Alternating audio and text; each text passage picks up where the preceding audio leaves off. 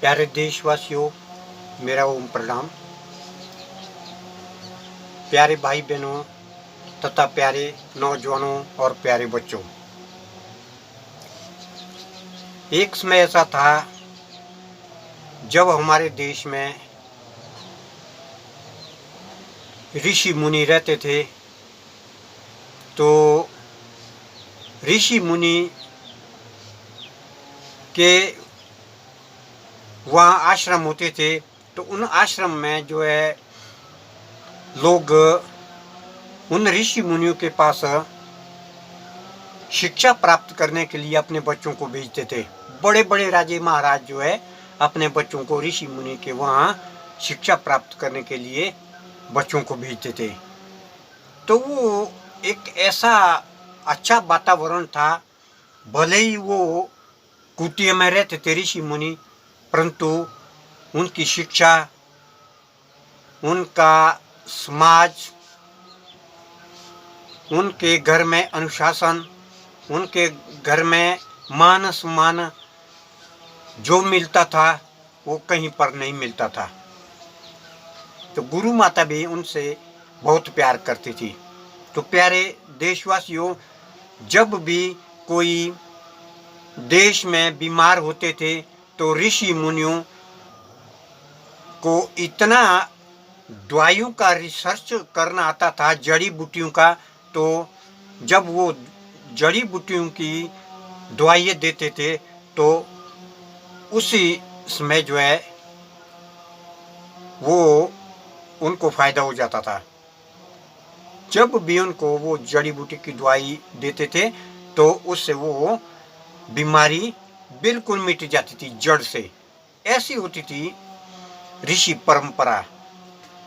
तो आज अनेक प्रकार की दवाइयाँ चली हैं, तो खर्चा भी बहुत है, परंतु फायदा होता नहीं है। तो ऋषि परंपरा का जो समाज था वो बहुत अच्छा था। जब ऋषि मुनि के वहाँ गौशाला होती थी, गौशाला में गाय बहुत होती थी, बैल बहुत होते थे, उनकी खेती बाड़ी होती थी। तो हर चीज़ खेती किसानी भी ऋषि मुनि करते थे। गृहस्थी आश्रम में जो ऋषि मुनि रहते थे उनके पास सब कुछ होता था। तो जैसे कोई जब दूध होता था उसका मक्खन निकालना है, और जैसे लस्सी बनानी है तो उसके लिए ये मिट्टी के मटके होते थे, जो मैं आपको यहाँ दिखा रहा हूँ। मैं भी आज तक मटके की लस्सी खाता हूँ। ये देखो, ये है मटका, और इसमें जो है ये उसमें जो है ये है ढक्कन। ये देखो, ये दूध लगा है, मैं भी लगा रहा हूँ। अभी मैं मक्खन तैयार कर रहा हूँ और लस्सी भी तैयार कर रहा हूँ। तो ऐसे मिट्टी के मटके होते थे। तो कैसे लगाते थे, ऐसे सुबह 4 बजे वो उठ जाते थे। तो एक आदमी की ड्यूटी जो है उस लस्सी तैयार करने के लिए होती थी। तो चाहे वो बच्चे लगाते थे वो भी सीख जाते थे, और चाहे कोई नौजवान, चाहे कोई बूढ़े आदमी।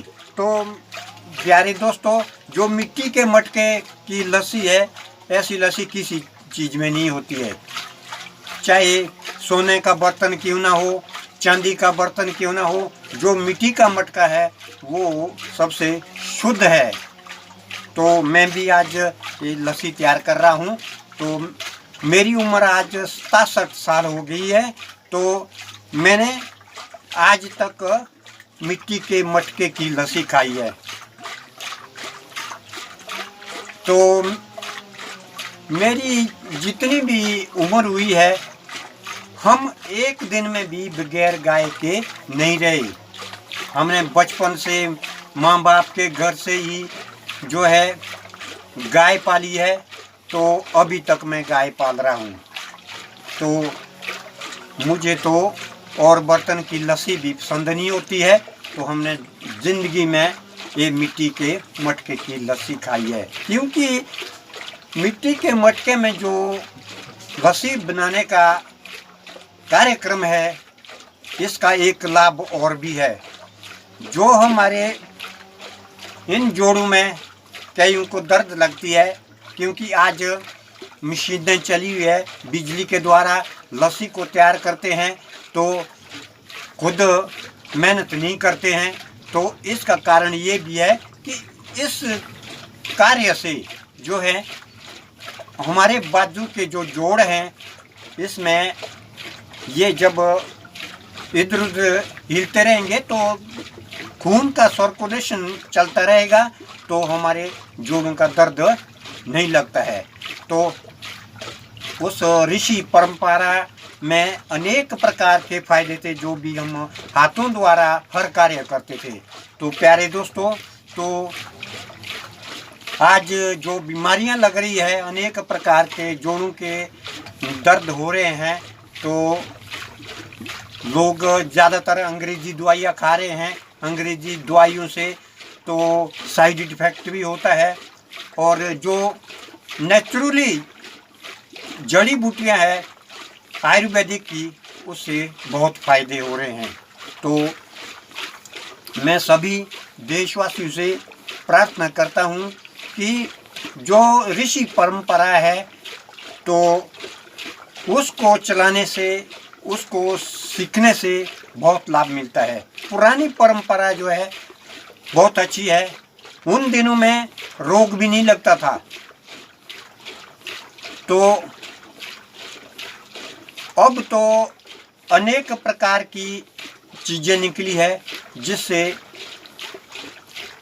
दूध, कोई और चीज़ें, खाने पीने की चीज़ें होती है, तो उसमें जो है जैसे कोई बिजली से तैयार करते हैं तो वो जल जाते। जैसे लस्सी समझो, लस्सी तैयार करते हैं, मक्खन निकालते हैं, बिजली के द्वारा वो गर्म हो जाता है वो दूध, उससे वो दूध का जो उसकी जो विटामिन है वो ख़त्म हो जाती है।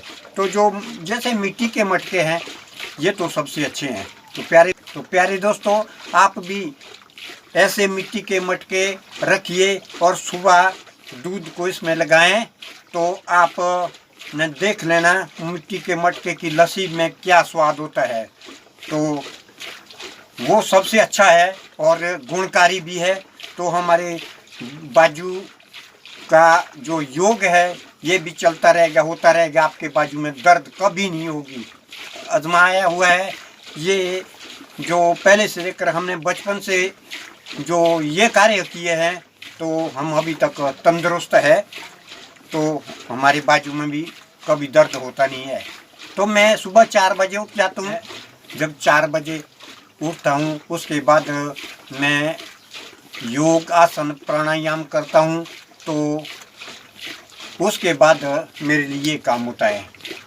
तो दोस्तों, आप आलस न करें, ये काम करें तो आपके बाजू भी ठीक करेंगे। सबसे अच्छी है ऋषि परंपरा। बाकी ये सारे धंधे हैं, तो ऋषि परंपरा को जो चलाएगा उसका घर स्वर्ग बन जाएगा। और आयुर्वेदिक अपनाओ, योग और आयुर्वेदिक को अपनाओ, रोग को भगाओ। ये मेरी आपके लिए भी आजमाई हुई शिक्षा है। धन्यवाद। ओम।